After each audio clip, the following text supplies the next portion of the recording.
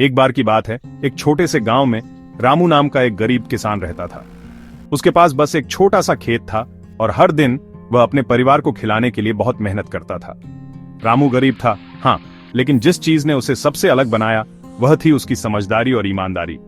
गांव के लोग उसकी चालाकी और दयालुता की तारीफ करते थे। एक साल डिजास्टर आ गया। गांव में एक भयानक सूखा पड़ा।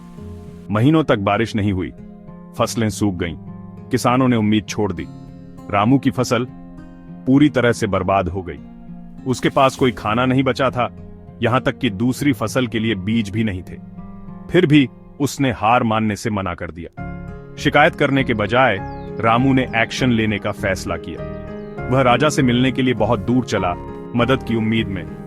पहले तो राजा ने मुश्किल से सुना, लेकिन जैसे ही रामू बोला, उसके शब्दों, उसकी शांत समझदारी ने राजा का ध्यान खींच लिया।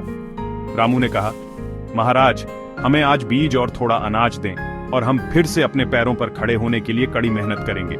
लेकिन अगर आप हमें काम करने का मौका नहीं देंगे तो हम हमेशा गरीब रहेंगे। राजा रामू को टेस्ट करना चाहता था। उसने रामू को एक बंजर जमीन दी और कहा, अगर तुम इसे सिर्फ 3 महीनों में उपजाऊ जमीन में बदल सकते हो तो मैं तुम्हें सभी किसानों का नेता बना दूंगा। रामू ने जरा भी देर नहीं की। दिन रात उसने काम किया।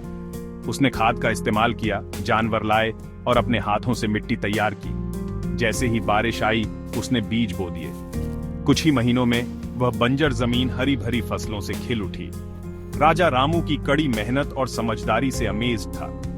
उसने रामू को गांव का मुखिया बना दिया और इरिगेशन के लिए एक तालाब बनाने का आदेश दिया, ताकि कोई भी फिर से सूखे से परेशान न हो। मैं रामू की कहानी से क्या सीख सकता हूँ कि ईमानदारी, समझदारी और कड़ी मेहनत वास्तव में किसी की भी किस्मत बदल सकती है। चाहे समय कितना भी कठिन क्यों ना हो, अगर मैं हार नहीं मानता तो मैं सफल हो सकता हूँ।